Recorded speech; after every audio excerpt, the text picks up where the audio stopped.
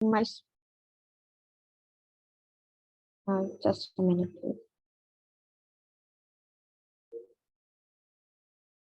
Okay, starting my speech in three, two, one. Panel. Whenever we talk about using in the soulbound tokens, there are so many things that we need to consider. As in soulbound tokens, not just our like features, traits, and everything is going to be an achievement as well is going to be recorded. This is something that is going to create a lot of impact on ourselves and not just in ourselves among the among the circle that we live in. First of all, look, as humans, we don't have people are growing each and every day. Like if I have a certain kind of trait that today I think in this from this perspective I have this kind of traits, it's very likely that in future that might change because people are growing each and every day. So it might be like this, like in my this particular age or in this particular time of my life, I feel like I am dishonest. There are traits and features that are not so good or are considered something as bad. But after revolving, after a few years, I have realized that okay, this kind of things are very bad, and somehow my mentality has shifted. I have this kind of personal growth, but this kind of things, just because of I have this kind of tokens that has already labeled me as something that I was before, this is going to harm my rehabilitation. And this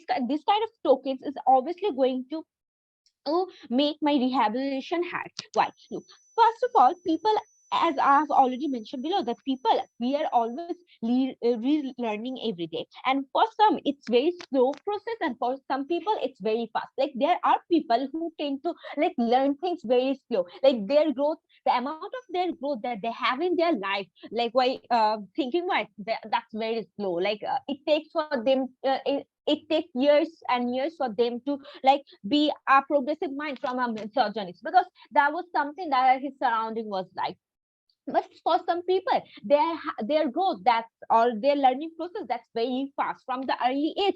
They are very progressive, they have very positive traits, and this kind of people, as they are already labeled in their tokens, it's very hard once they are labeled as something. And this is something that makes their rehabilitation very hard, because there are so many people, they used to be homophobic, they used to be misogynist, but they're rethinking their growth that has made them something else. But it's really hard to take it off the tag, because it becomes a part of their identity whenever they have been labeled as so.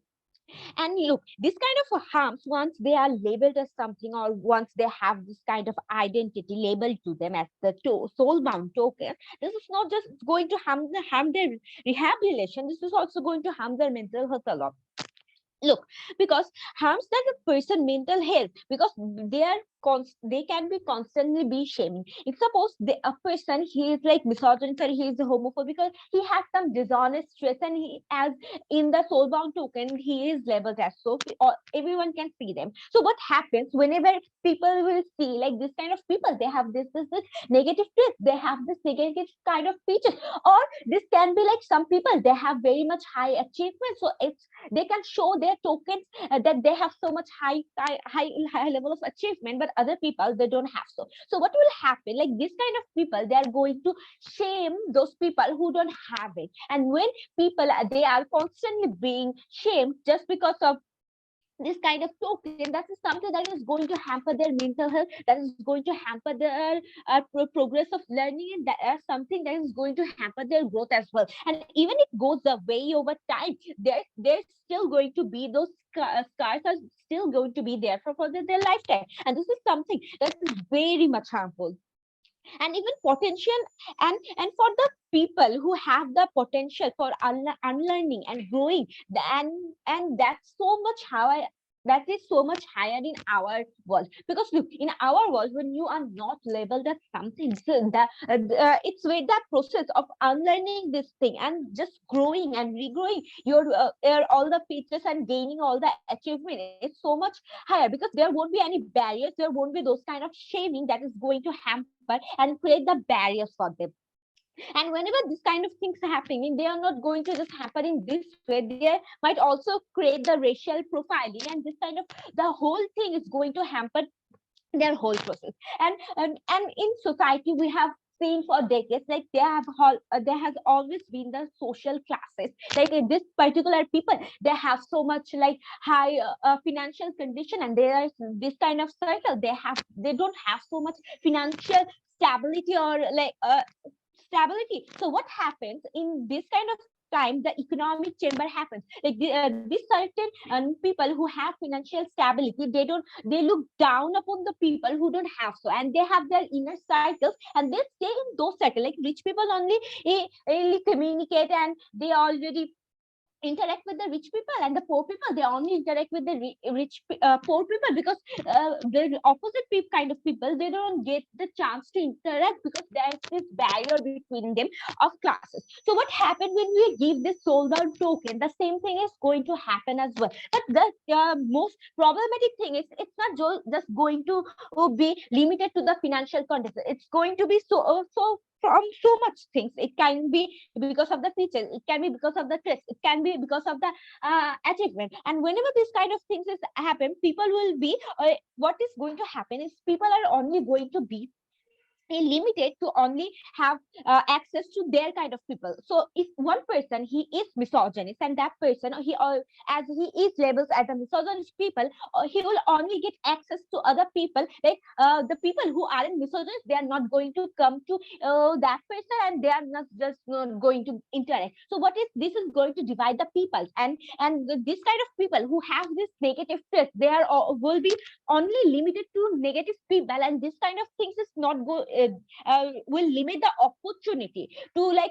go outside of their kind of people, and to explore many kind of option, explore there are so many other people, so many other traits and features that they if they had the opportunity to access get the access to those people, this kind of things might have been changed, and they might have the opportunity to grow.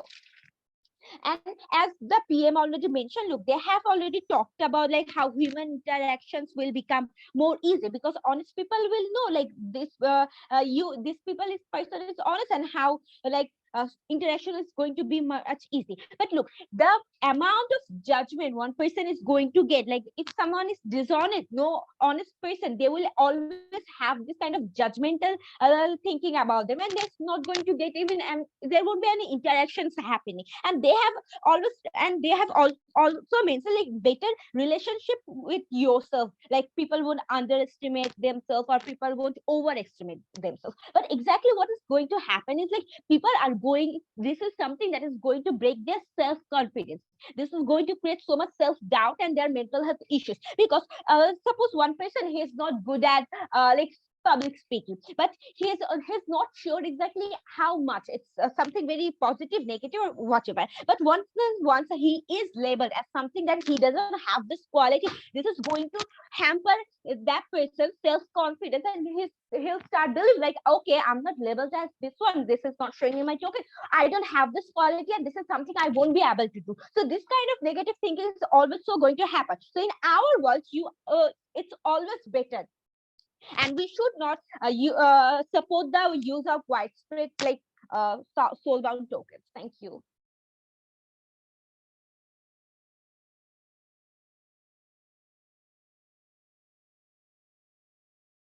Okay, thanks very much for that speech. And now I'd like to welcome the second affirmative speaker to continue the affirmative team's case now. Cool. Okay, am I audible? Yeah, all clear. Okay, starting in 3, 2, 1. We get 2 primary pushes from side affirmative, which I want to quickly deal with because it literally destroys the entire case. The main positive material that we get from their side is that traits build trust in human interactions. We have 4 responses to this. Number 1, we think that trust in human interactions under our side of the house is probably going to be better because we'd rather have it through lived experiences. Because instead of having like a third party tell you, having lived experiences tell you that you can trust a person is likely going to be stronger in moments where you're in doubt doubt over the identity of that person, because brain chemistry and the way in which psychology works means that you're able to attribute positive memories and like the time that you spent with someone in order to build that trust to begin with, which means psychologically a third party telling you that that person is trustworthy isn't going to hit your brain the same way with the same amount of with the same amount of chemicals and with the same amount of intensity. Secondarily, we think that like let's take them at their best, right? You get hurt, you have a lot of problems with like emotional investment. We don't think that pain in and of itself is bad, because we think that in a lot of human interactions that pain can literally be formative and build your character, in that you can be better at choosing what kind of people you choose to be friends with, or what kind of people you choose to have as a romantic partner, right? So we don't really see how that pain is likely going to be bad. We think that the average person is much more emotionally resilient than they're likely to believe, but even if they're not, we think that there are support structures that exist to ensure that these are individuals who are taken care of. Thirdly, the idea as to how like you can attribute good qualities to like systematically disenfranchise people. I think like the flip side is also true, like the fact that if you can attribute bad qualities to an LGBTQ person, that can also happen. So in their best case, this idea is a wash, but we think most likely this idea is significantly worse under their side of the house, because we think that attributing negative attributes to a homosexual individual is likely to confirm the confirmation biases that a lot of people already have about homosexual people that they agree to, by the way. So if it's a neutral third party that's telling you that this is an individual who is untrustworthy or any other negative trait, that confirmation bias biologically and psychologically in your brain is likely going to ensure that you paint that person as a horrible person in and of themselves. But fourthly, even if we think that all of these harms don't exist, that that you are able to build trust in human interactions, we think that fundamentally it takes away the agencies of individuals to choose on their own terms and literally puts it in the hands of a neutral third party, which means that the beautiful memories and the beautiful self-discovery that you otherwise would have had under our side of the house is essentially taken away, because that path to knowing what a person actually is doesn't exist and someone else does it for you. The second thing we hear from them is that this entire idea as to how SBTs can act as positive reinforcement. We have two responses to this. Firstly, we think that because it's a third party, it's probably going to be less personal, right? So when that third party tells you that you're a good debater and you can probably ESL break at Australs, you're less likely to believe it, because you think that that third party is less personal, and the other parts of your brain that continually tell you that you're probably not good enough is significantly stronger, which means the moment in time you hear that you are good enough, that is the moment you're probably likely to have emotional whiplash, and you're probably going to trust that third party less. But more importantly, secondarily, even if you hold this to be true, we think that failure in the long run is going to hit harder, because that is the point in time where you try to question yourself and say, oh, didn't I objectively have this skill? Why did I still fail? Listen, failure can happen due to many things, right? It can be completely arbitrary, but in their world, it's going to be extremely difficult to separate that arbitrariness, because there is a neutral third party that's telling you that you're good at something, but you're not getting the results of being good at that, which is failure hits significantly harder under their side of the house. Two things then in my speech. Firstly, SBTs are fundamentally antithetical to personal growth. And secondarily, it's probably the worst form of racial and identity profiling that exists right now. So firstly, on the idea of it being fundamentally antithetical to your personal growth. Why is this true? Because you think in the vast majority of cases, an SBT that you had in the past is likely to stay for a significant amount of time.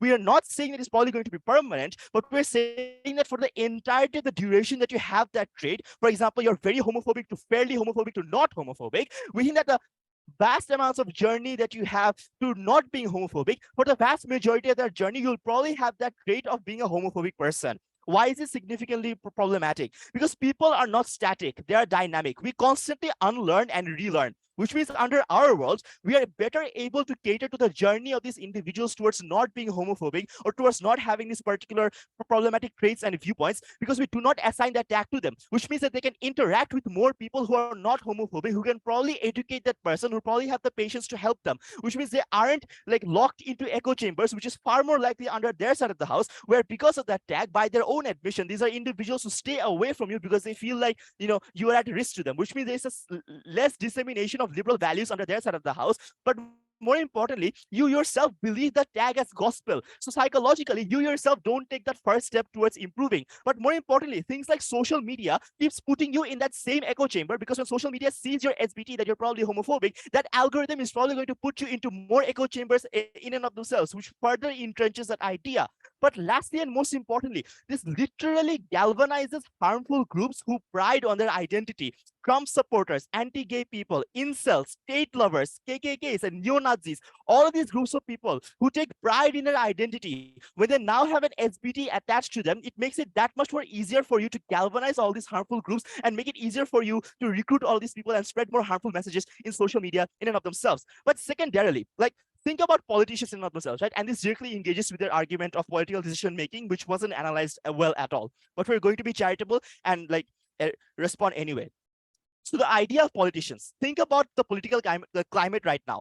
It already has so many smear campaigns right now. Majority of political discourse, presidential debates and whatnot are focused on bringing your opponent down instead of actually constructively talking about policies. We think that SBTs and the widespread use of SBTs is going to make it significantly worse, because a politician who had undesirable traits in the past will get absolutely massacred on national television and in policy debates through right-wing smearing, because it's significantly easier to do, right? Because right now, for the right wing to smear another candidate, they need to paint them in a bad light, but the SBT does it for them, which means that they have much more incentive to engage in more smear campaigns. But more importantly, in order to defend yourself, you probably also attack the other party as well, which means that this back and forth mudslinging further entrenches political debates and discussions towards vitriolic rhetoric, which is not constructive in any way whatsoever. Lastly, why is this probably the worst form of racial and identity profiling out there? Listen, more and more institutions will start to value this more, this whole SBT business, right? That means schools, politicians, corporations, and many other institutions like banks are probably going to use this as a part of the decision making. Why is this bad? Because we think that certain traits and features that would not have been identified in a record under our side of the house now do get identified under their side of the house. This looks like an African American individual who were probably led into a life of crime, probably would have gotten away with a criminal record under our side of the house, but under their side of the house, the SBT actively brands that individual as violent and dangerous. We think that because of this trait and the nature of these traits not being contextual, as in the SBT doesn't tell you why they're violent or why they were led into a life of crime, probably because they were failed by the state and they probably didn't have any other thing to do, probably it was out of necessity, means that it also confirms the confirmation biases that a lot of people have about Hispanics, about African Americans. The fact that, the reason why they do crime is probably because they're violent, which means on a comparative, we agree that biases exist, but the fact that you're able to attribute negative traits as gospel under affirmative side confirms the biases and makes it significantly worse under their side of the house. For these reasons, we're very proud to negate.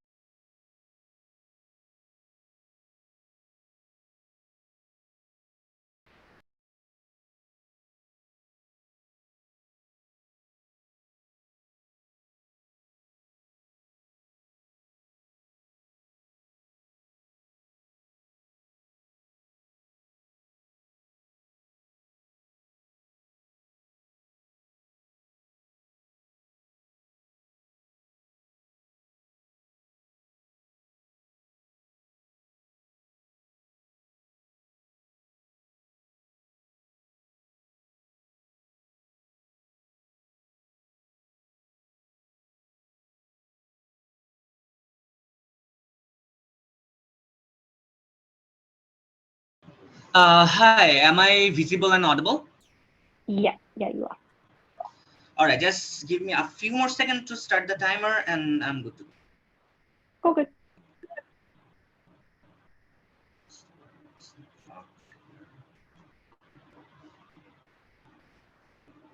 Okay. Starting my speech in 3, 2, and 1. Panel, note, side affirmative do not engage with any of our nuanced mechanisms, right? First things first, all of their benefits are dependent on this assumption of better social interaction that they try to claim will happen in their side of the world. Their only mechanism to prove of better interactions are like this, that people will bump into each other, that is to say, interactions will happen. Now people will get to know people better before even like having any sort of social interactions. But why is this false? First of all, even if you bump into people, there is a glass ceiling, which is to say, if I bump into an individual and I see the social profiling that, oh, this person is probably not the type of person I support, that person has a very conservative idea, when I have a very liberal ideology and I have a very liberal track record, I believe that that person will never will try to interact with that person, will be very skeptical before even meeting and be more in the flow while communicating with the person. That is to say, in their side of the world, people will be more skeptic. That is to say, there will be more glass ceiling while this sort of social interactions, right? So there, and second of all, even if I network with someone, I will just network and have transactional communications, but I will not try to have some human interaction with those individuals. Now, why is this bad? This is bad because when there is a class of extra class that is created by this technology, what is the problem? The problem is the people who are homophobic, the people who are non-homophobic will not going to want to have interactions with the people who are homophobic, right? They are going to bash the people who are homophobic, right? And the people who are homophobic will be angered by them, right? So that is to say, the people who are homophobic can now easily identify the people others who are also homophobic and build their alliances and build their connections within themselves. That happens significantly more in their side of the world because this sort of profiling is significantly easier. Now, why is this social echo chamber bad? This is bad because of two reasons. Number one, because of this echo chamber, the people who are homophobic in nature will now have interactions within themselves, right? Now, why is this within themselves? And second, people who have this sort of liberal ideologies will have conversation with themselves. Now, what it does is it blocks the different opinions, the interactions of different opinions. That is to say, social discourse happens less in their side of the world, right? Number one. Second, when I am just teaming up with or making friends with the people who are homophobic because the people who are non-homophobic do not accept me or tries to avoid me, on that point, I am more sucked into this sort of toxic ideologies, right? So I am more angry towards the people who are homophobe, who are from LGBTQ community. I'm more angry towards the people who are from black minority community. That is to say, in their side of the world, the people have more toxic ideology because you force this toxic bubble to increase, right? Now, why is this important? This is important because the people, if they practice this sort of toxic ideologies, it is bad because people will be more prone towards attacking the people who are from the other groups, right? That is to say, it includes the common people, but most importantly, it includes the people from the vulnerable groups. That is to say, people are more harmed in their side of the world because the margin of change is less in their side of the world. And it also goes same for the criminals. If I commit some crime because of my social upbringing, because of my economic situation, I just cannot go back to society because people will see, oh, this person did a crime, so will not want to be friends with me or will not try to accept me. So the rehabilitation gets harder. Now, why is rehabilitation important here? Two reasons. One, if you talk about the criminal rehabilitation thing, that criminal commits crime because a state couldn't provide him with the proper education, state couldn't provide him with proper ideology and situations, right? That is to say, state has a burden to rehabilitate them. Second, even if the person is not a criminal but a person with a toxic ideology, that person got this toxic ideology because of the environment that person grew in, right? Which is to say, it is important to give an opportunity for this person to become and rehabilitate to become a better person. The chance that those person will have to get to rehabilitate is significantly less in their side of the world. And as it is a support motion, this nuanced principle analysis is significantly important. Second of all, they just try to scapegoat try to just escape the idea of racial profiling, right? We have shown you, if you're from a minority community who has less economic and educational capital, you are more prone to doing crime, not because you're a bad person, because of your situation, right? So now people will have this sort of statistical profiling that is widely accepted, and people will validate this sort of racist ideology. That is to say, by widespreading this technology, you are validating this sort of racial profiling, where you say, oh, the black people in the America do more crime. That is to say, they are more prone towards doing criminal. The Rohingyas of Bangladesh are more prone towards committing crimes because of their racial. Because this is what the statistics suggest, and widely spread accept the statistic, which is to say, we believe it increases racism, that in a support motion we absolutely cannot support, right? So we already win the most important clashes that existed existed in this debate. Their idea is, if people know that I'm a bad person, then I have the incentive to or I have some like deficits in my skill level, then I'm going to change, right? But why this doesn't happen? Because the world doesn't function like that, right? Because if I know that I am incapable, I'm a bad student, and this is something that is profiled and in the domain, then what is going to happen? These words, these tags significantly impact our subconscious mind, right? That is to say, when I know and constantly can see that I'm a person of this sort of attributes, I'm going to identify myself as that person. I'm not going to feel, oh, I need to change, right? Because this is how it happens. This is why the children who faces this sort of childhood, when they have heard they are not capable enough, they are not good enough, they are bad human being, those people identifies themselves as that person. That is to say, that the people identifying themselves as that person is significantly more, and people are less likely to want to change because they identify themselves as that person. And I have also proven you that why the chance of rehabilitation is less in their side of the world. And we have already win this debate based on the best case scenario.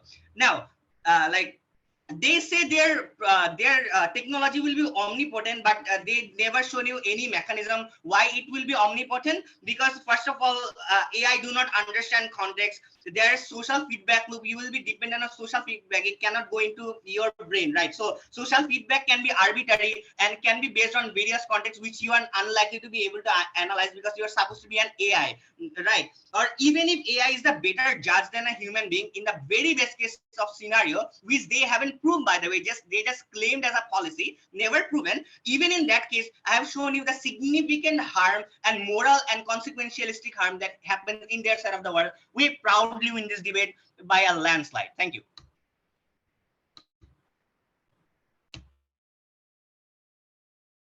Okay, thanks very much for that speech, and thanks to all substantive speakers. I'll now invite the negative reply speaker to conclude the negative bench.